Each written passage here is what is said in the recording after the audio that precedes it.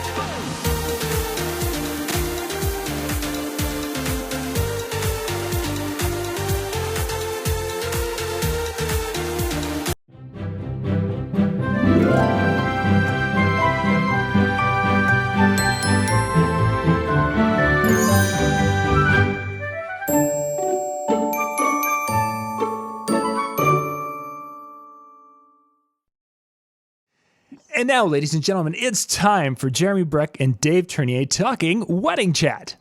Or maybe not. We don't know. They can do whatever they want. Yeah, I don't even know if this is going to be wedding specific. Cheers to that. We can do whatever we want. It will have that. It will. But no, I think this is going to be a fun show. And we've got a great topic. I just came off of a wedding show this last weekend. So I think I've got some good feedback from that show that I can share in this show. A lot of shows going on. But yeah, I am Jeremy Brech out of Sioux Falls, South Dakota, DJ Jer.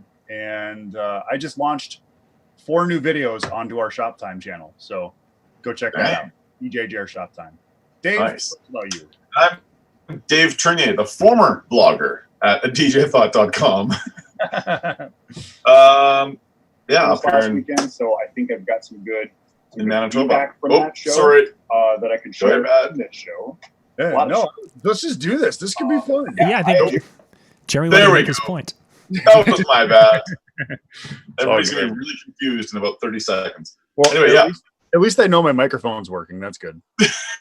I didn't have the YouTube feed pulled up yet here because I was having a computer a fart, let's call it, as it was loading up. But anyway, I look super disappointed in Jeremy in the intro slides. Oh, yeah, those intro slides.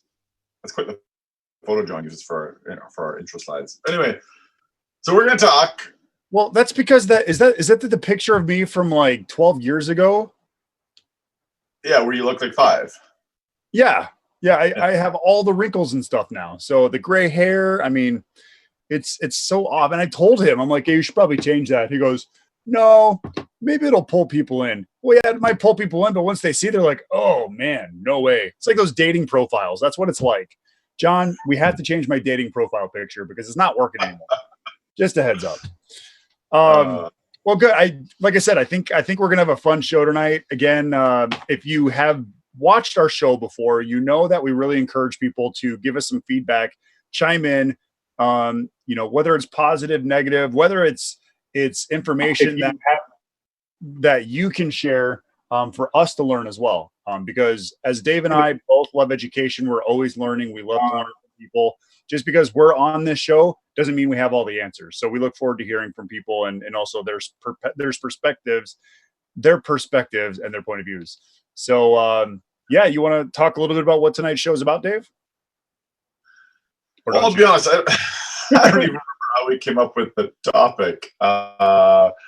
So I'm looking for more an open discussion on this. So we're going to discuss the impact that Amazon is having on people's buying practices, and if those buying practices will filter down and impact us. And I don't know if I'm real clear on that just yet. Yeah, I think I'm more clear than I'm going to realize, but maybe not with the angle people are expecting. Yeah. So here's kind of the fun thing about tonight. We don't have all the answers, and we thought this would be a fun discussion for everybody who's involved in the DJ industry, whether it's weddings, whether it's, I don't see this really affecting too much in the clubs because people aren't price shopping for club DJs. They are more Right. setting up contracts with club DJs for multiple processes or multiple times. So one of the things we were talking about after we got off our show last week was, Amazon is making such an impact. They're really taking over. And now it's expanding more than just product. It's now services.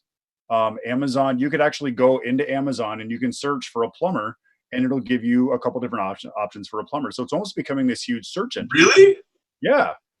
Yeah. Someone was explaining to me that you can actually get a carpenter to, build a house or whatever it is. It's almost like a bidding process. And so that's where this idea or this conversation came up on. This would be a fun discussion. It could be a very eye-opening discussion on where we headed as service people, because we're providing a service. We're not really providing anything tangible or product. How is that going to affect us now, and how is that going to affect us in the future? The other thing regarding that is, like I said, I had actually talked to, I had dinner with Mike Dussault with Electro Voice, and he had just came back from an e-commerce convention out in San Diego. And he was saying that, Amazon is getting so big. And he said, right now, people are scared of Amazon.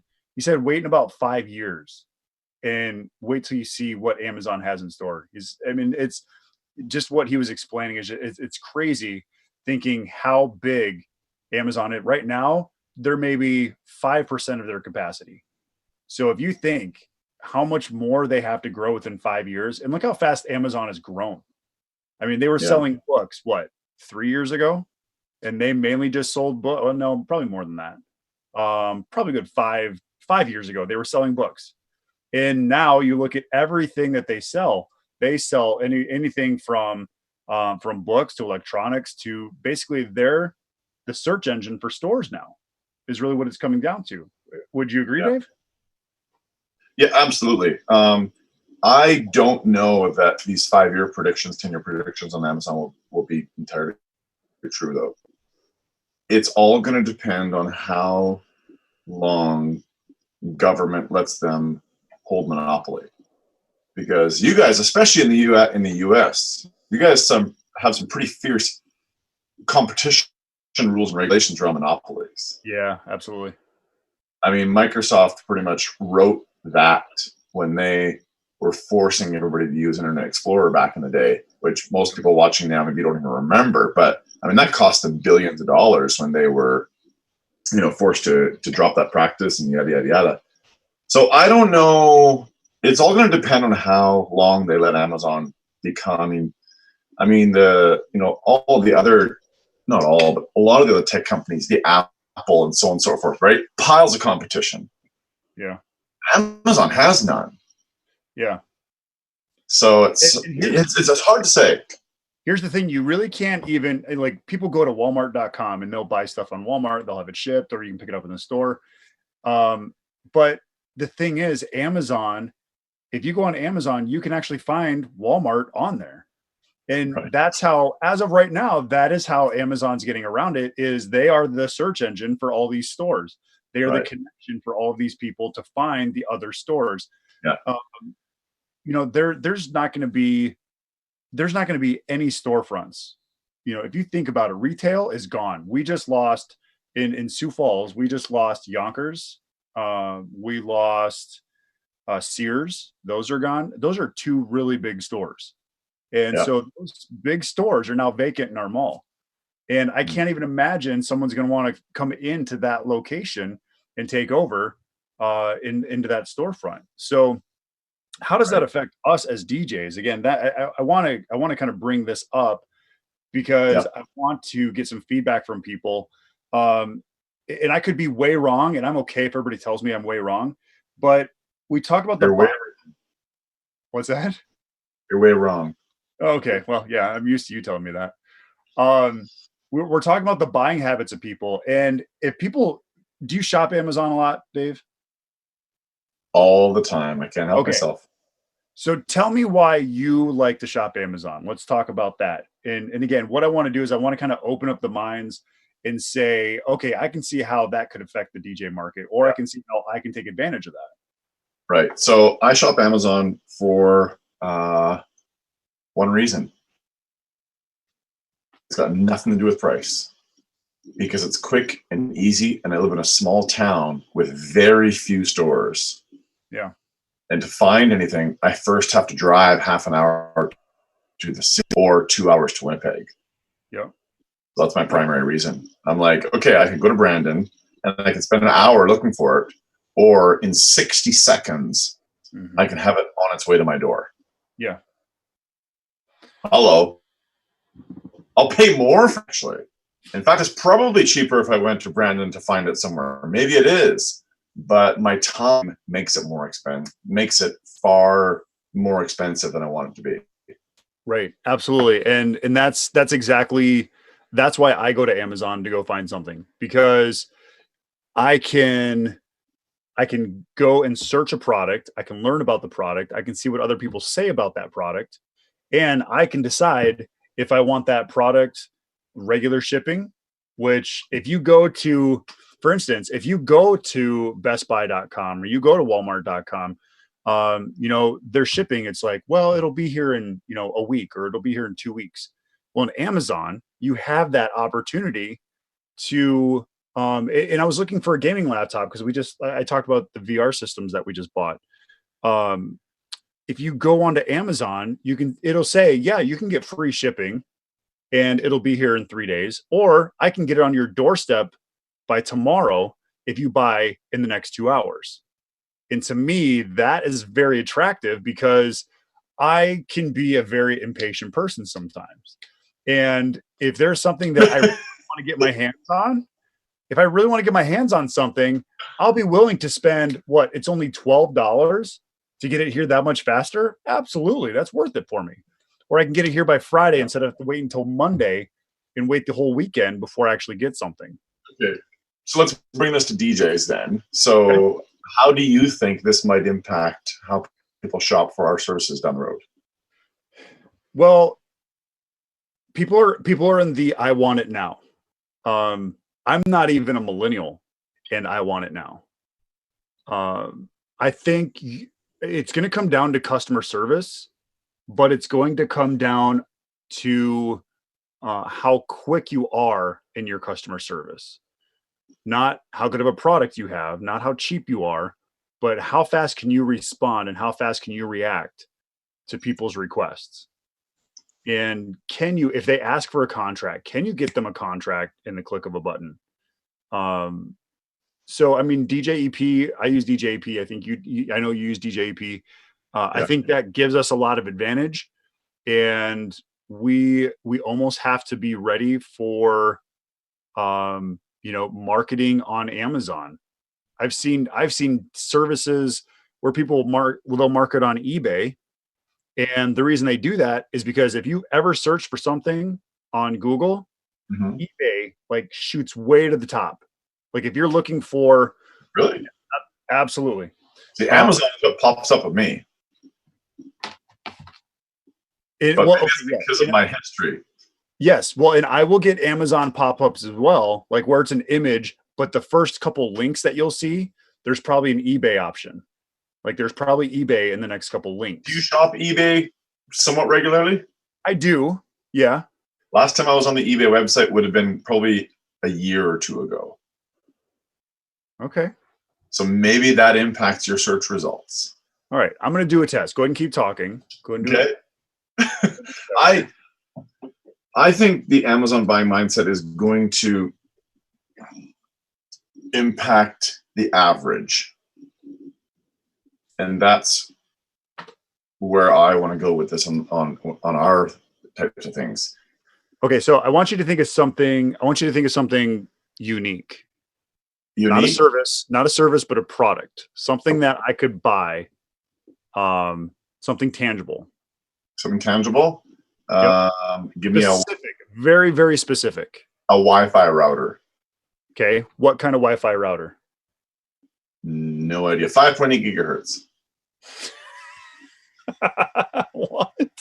5.8 gigahertz as opposed to 2.8 gigahertz. Gigahertz Wi-Fi router. We'll go And with I'll get back to my answer for everybody watching. we'll go a Linksys 5.8. Okay, so here's what I get. I'll share my screen. And this is exactly what I'm talking about. All right. So can you see my screen? Yeah, I can see it. Yeah. So the first one is the Linksys website. Yep. The second one is Amazon. Yep. You have all these videos. Yep. The third one is Amazon. The fourth one is eBay. The fifth one is eBay. The sixth one is eBay. That's my point. Okay. Interesting. So, I've just typed in Linksys 5.8 router. Oh, sorry, I got couple letters wrong. There we go. And I get Linksys,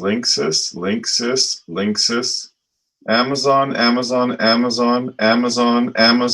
Tom's Guide, Amazon, and no eBay pops up in mine. Dun, dun, dun. So interesting. See, me as an eBay user, Yeah. again, now, like I said, I've actually seen services popping up on eBay now where you can buy someone to clean your house on eBay. Now, granted, they're not in Sioux Falls, but my point is everything is becoming a search engine anymore. Right.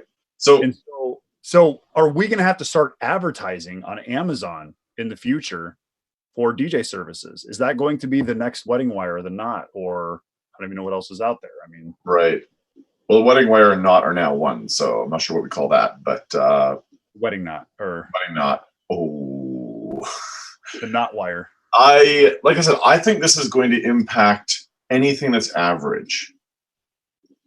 Okay, so you don't go to Amazon or to eBay to buy, to get fitted for a custom suit.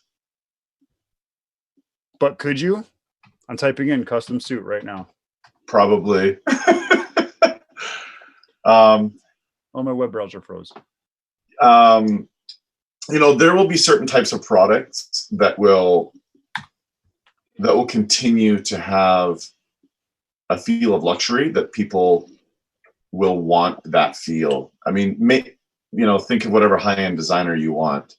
eBay is not going to put them out of business, or Amazon's not going to put them out of business because they attract a different clientele.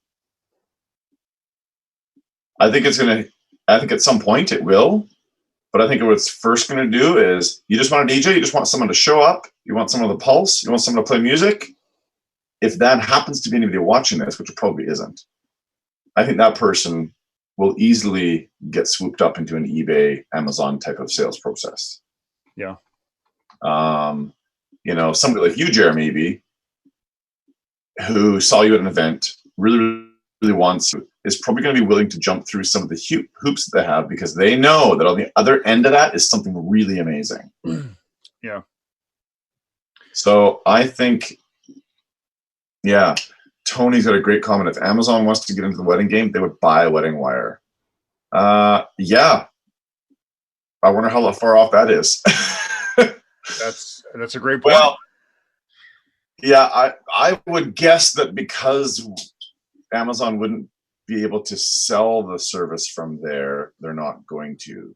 But when does Wedding Wire, here's a question for everybody, Tony and everybody else, when does Wedding Wire get into the business of managing all of the financial transactions between wedding vendors and clients? They already have. Have they? Yep. Like a wedding couple can make all the payments through Wedding Wire? Yep. Really? Yeah. I haven't heard about that. Is it available everywhere or not? I know it is in the US. I'm pretty sure it is everywhere. No kidding. They started doing that probably about 1.5 years ago. It's been out there for a while now. Wow, I did not know that. Yep. Oh, we just got a comment, not in Canada. Okay. There we go. Not in Canada. Which yes, I'm curious. What's that? I don't know exactly how that works. Like if you have to set up your merchant account with them or how it works. Because I already have merchant accounts set up, and I keep getting phone calls. Hey, let me help you with your merchant account. I'm like, I'm good. Right. My wife takes care of all that. Oh, can I talk to her? I'm like, no, she's busy. Bye. Nice. Like we get Gatekeeper. so many of those. We get so many of those. Yeah. But I think, I mean, back to the original question, I think Amazon absolutely is changing the way people buy, because quick and easy, why are you making it so hard? And that's probably something I'm going to suffer through, because I come at a much higher price point than the average, which means I require a conversation because, I mean,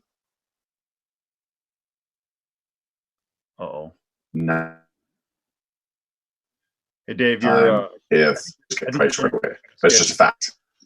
Did you freeze up, or did I freeze up? Yeah, you froze up. I'm a bit of a sketchy guy.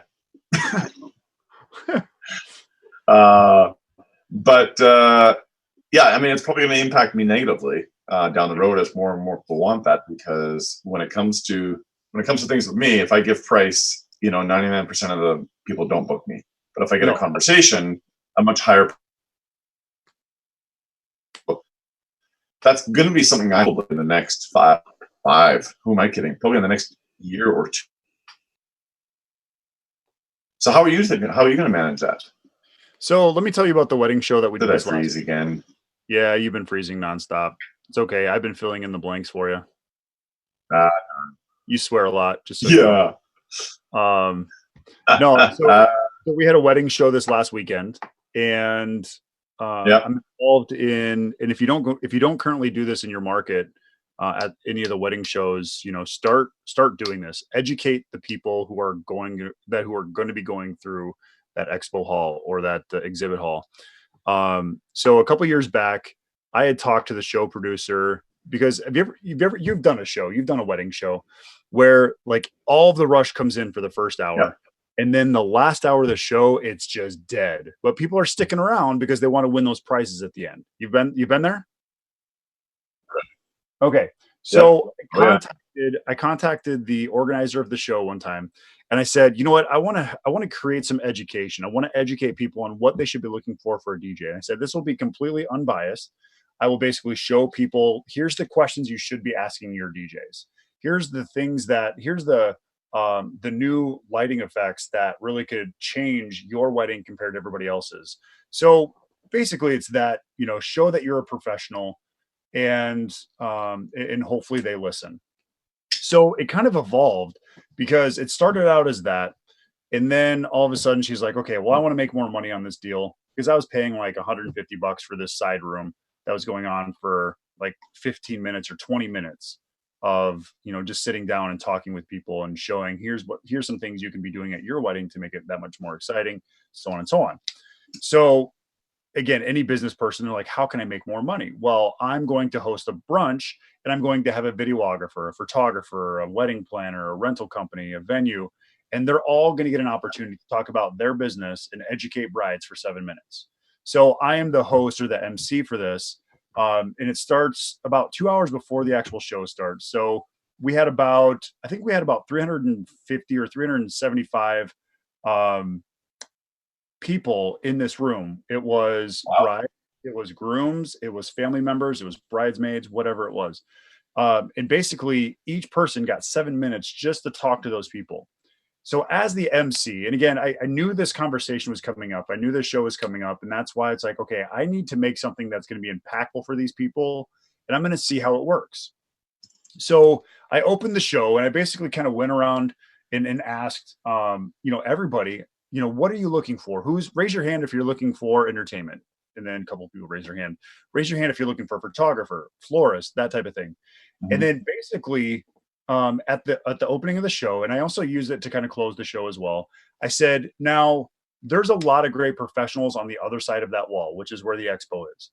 There's a lot of great professionals. It's going to be very overwhelming. But what I encourage you to do, so you can make sure that you get the right fits for your wedding, make sure that you make sure you take the time and talk to those people that you really want to get to know. Make sure you set up meetings with those people. I basically said, I can guarantee I'm not looking to book any single person here at this show. But what I'm looking to do is set up meetings with every individual who is serious about their wedding DJ or serious about their floral. You need to set up meetings with those people to see if you're a good fit. And believe it or not, it was one of the best shows that we've had because Really? I've already booked some, gosh, what do we have? Five in the last 2 days. And I booked, I should say I closed five in business. I closed five, I did five in business. And then I think I have, let's see, I think I have about 12 more meetings that had actually set schedules of getting a meeting booked. I know I've got 2 tomorrow, and then I've got a bunch going on next week, and then I have a bunch the week after that. And like I said, I think overall, I think we had about 17 or just under 20 that actually set up meetings with us. Now, it wasn't like a set up a meeting and, we'll give you $200 off or we'll give you $300 off. It wasn't anything like that. It was people were genuinely wanting to learn about our business. And, I would ask them, were you at the breakfast? And a lot of them would say, yeah, we took your advice and we wanted to learn more about your company. And everybody that we've talked to that we've wanted to get to know, we've taken that time to understand, who they are, what their business is, and we set up meetings with them. So it was really successful on that part. And that's, like you said, the conversation is what's going to sell our companies. Yeah. It's not going to be a sale. You and I can't afford to put our stuff on sale. You definitely cannot afford to put stuff on sale because you are a single op and this is your only source of income. Right. So that, like I said, it was a very successful wedding show for us. And it was exciting to see people not just listening to my recommendation, but actually executing my recommendation and setting up meetings. I thought it was a home run. It was a great show for us. It's very cool. And what type of questions are you having them ask potential DJ vendors? Good question. Shoot, I don't have. You're welcome, everybody. I know you were all wondering, so I asked for you. Okay, so the first question is, can I set up a meeting? That's the number one question. And I always tell people, I said, your first question should not be how much does it cost? And believe it or not, I didn't have a single couple that came up to us at the show and asked us how much. Okay. That is the first time that has ever happened. Wow. Yeah, it was pretty incredible. My other questions are, is your name on the contract? Okay. I know that's a video chat that we've had about in the past. Is the DJ's name on the contract? I've also told them to ask for a specific recommendation or a specific reference. Yep, specific reference for a specific date. Now, the reason I tell them to do that is because if they are just asking for a reference, every single DJ is going to give them the best reference that they ever have had. They're going to give them the best wedding. And say, here, this is what people think of me. No, that's what your best person thinks of you. Okay. But if you ask for a specific date, you don't know if they're going to be completely honest, or you don't know exactly what they're going to say. Okay. So if you have enough confidence in your business and the work that you've done, that's a question. That's gold. Other questions. What are you going to do to make my event unique? How do you plan my wedding? Why do you care about my wedding? Mm-hmm. Why do you care to be a part of my event? There's about 12 or 14 different questions that I give to people.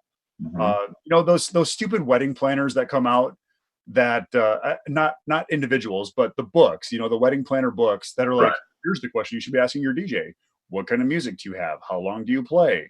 And, do you have insurance? Okay. Yeah. Those are good questions, but those are not the deep questions that you should be asking to see if a DJ is a good fit for you. It was funny after we got done packing up at the show, and I'm sorry, Dave, I'm kind of doing a lot of the talking here. No, this is gold. Feel free to interject. Me and one of my guys, when we were done packing up, we were talking, and I'm like, I really didn't get asked the question, how many hours are you, or how long do we have you for? And the smart aleck in me I was like, well, technically, if your event is a year from now, you have us for 365 days. And I'm like, wait a second. That's actually a really good line if you think about it. You know, people always ask, well, how long do I have you? Well, you have us for 8 hours. You have us for 7 hours, whatever it is. You have us for an entire year because we're going to help you with the planning process. We're going to be available for you anytime you need us. Yeah. So you have me from now until the end of your party. Exactly. And I never thought about it until I was being stupid about it. You know, I was like, oh. So sometimes you just have to be ridiculous to find a good answer. Yeah, no, that's really good. That's really, really good. By the way, I just got a text message from my wife who's on the road. She says, hi, Jeremy. Hey, how are you? She's not watching the show. Why am I asking that? She better not be watching the show. She's driving. She's got like 4 hours to drive home yet. Oh. I love that approach. I mean, as I think a few people know, I mean, it's I've had a hard time loving wedding shows, but 2 years ago I found out how to love a wedding show again, and it's because I kind of quasi partnered up with a wedding photographer. We have booths next to each other, and it just makes it a lot more fun. We talk about each other, which is really fun because then we get the benefit of word of mouth working for us. Cool. And oddly enough, actually, I'm meeting with her and a decorator for lunch tomorrow because I'm going to bring on the decorator to design a booth. Because enough of this, Dave trying to figure this crap out. I mean, I'm not in the decorating business, obviously. So I've learned to love a wedding show again. I've learned to love a wedding show again, but now I need to learn how to get a wedding show working for me again because it gets more and more difficult as prices get higher. Yeah, absolutely. Yeah, a lot. So I like that approach. Yeah, you know, back to this Amazon thing. I don't know how much it's going to affect us when it comes to services. But I think it's one of those things that we have to be open to. We have to be ready for. Yeah. Just like anything, you have to be ready for anything. If something happens to your business tomorrow, are you going to be able to are you going to be able to survive? And with how fast Amazon has grown, I look at that every day. It's like, okay, if something like that happened and everybody was just, you know, price, or everybody was, I want it now, am I going to be ready to adapt to that? Right. You know, whether it's, hey, set up a meeting, so on and so on. Yeah, I have some ideas for a complete brand makeover for me, which I should really probably just stop thinking about and get it executed and done. But one of the things that I would like to incorporate in that brand makeover, which includes new website and what have you, is a bit of an interesting online experience that would help bridge me to that want something now attitude of so many people. So many years ago, I fell in love with a photographer. His name is Jesh DeRox. He has spoken at WPPI in Vegas a lot. Pardon me using acronyms, like wedding photography and all that type of stuff was a pretty big passion of mine at one point in time. Anyway, I loved his website. He probably doesn't even have this website anymore. But here's how his website worked, Jer. You would go to his website, and on the home page, it would ask you a question. Before you could see anything, it would ask you a question. You had to pick from 4 multiple choice answers. And then it would ask you another question, and you had to pick from 4 multiple choice answers. And then I think it asked you one more question, and you had to pick from 4 multiple choice answers. And then after that, it would say, hi, whatever answer you gave. It would create a sentence out of the answers that you gave. Huh. And instantly you were like, oh, that kind of felt like it was made for me. It was like a choose your own adventure type of thing almost, right? And I just loved the experience that it provides. So I envisioned something like that for a contact form maybe one day, right? Contact forms are the most boring freaking thing in the world. Why the hell isn't our contact form starting to deliver the type of experience we deliver to our clients? Why isn't it starting the experience right then and there? So let me ask Why is it this boring drop-down menu thing? Go ahead. So let me ask you this. Do you have a chat box on your website? I do not. So that is one thing that we incorporated a couple of years ago. We've actually closed some really good business off of it. I am one of those, like, if I go to a website and I can't find the answer, I want to know now. And so I will look for a chat. Our chat actually pops up. It's about 1:10 after you're on our website. So if they're really engaged on our website, or if they're looking at our website and they've been there for over a minute, then it's like, okay, this might be an opportunity for a conversation. So it'll pop up and say, hey, how can I help you? Or what can I help you find? Yeah. So as if I'm personally there, like, hey, I'm ready to assist you. What can I do? But really all it is, it's just a line that comes up to every single person who comes on our website. As soon as they chat, as soon as they say, well, I'm looking for prices, then all of a sudden my phone gets notified. And now I can chat with them live on my phone, or the desktop will open up and say, hey, someone wants to chat with you.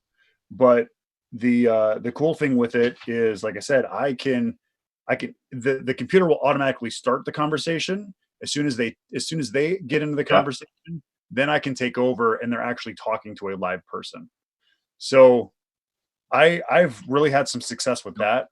I would definitely look into that, just because it's those I want it now people, and I can accommodate those people. Yeah, that's really fun. Now, available, what do they get as a response? We'll say that again. You were cutting out.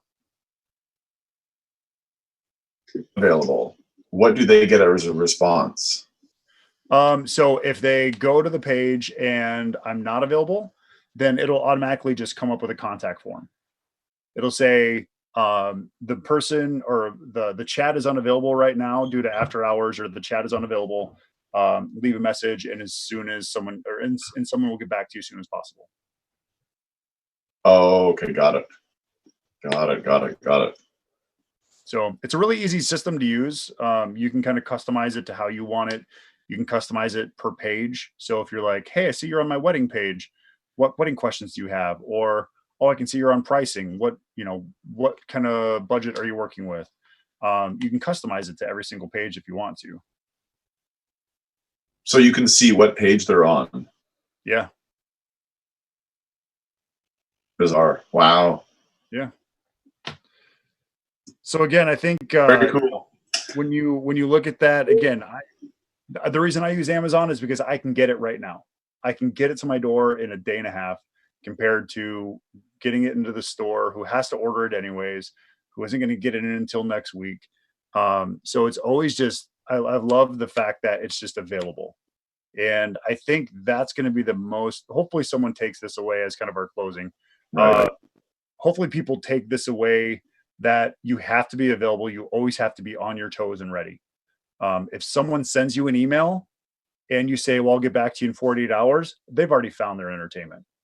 They've already have someone picked out, because it took you longer than 4 hours to do it. We should battle on that one night. You want? I strongly disagree. Okay. So what, okay. Let's do it. Everybody watching this show, here's our next topic right here. Go ahead. What's it going to be?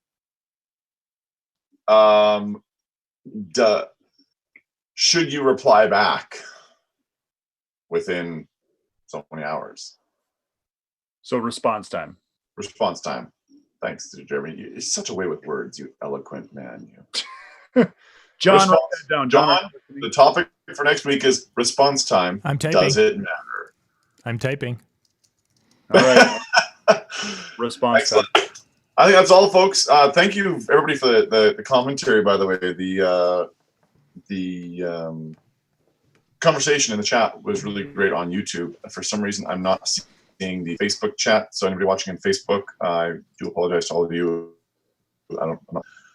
Shout out to Tony. Tony wrote a lot of gold in the chat on YouTube. So, folks, if you have not read through Tony's comments, take a look. Thanks for being here, Tony, and contributing in the way you did.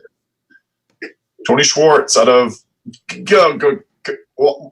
Washington, I think. God, I hate getting this wrong. Tony, I think. God, I'm probably way off. I'm just going to stop talking now and say goodnight, everybody. We will have Tony on the show sometime, and we'll just, we talked about this. We talked about kind of doing this random phone call thing and bringing people on the show. I think it'd be fun to get the people who are the most interactive on the chats, have them come on the show, and we can just, talk with them, get to know their business, get to know them, and see how they do things, and ask and tell and things like that. That'd be fun. Right. You ready, Tony? Beauty. Have a great night, everybody. Cheers. Have a good night. See ya.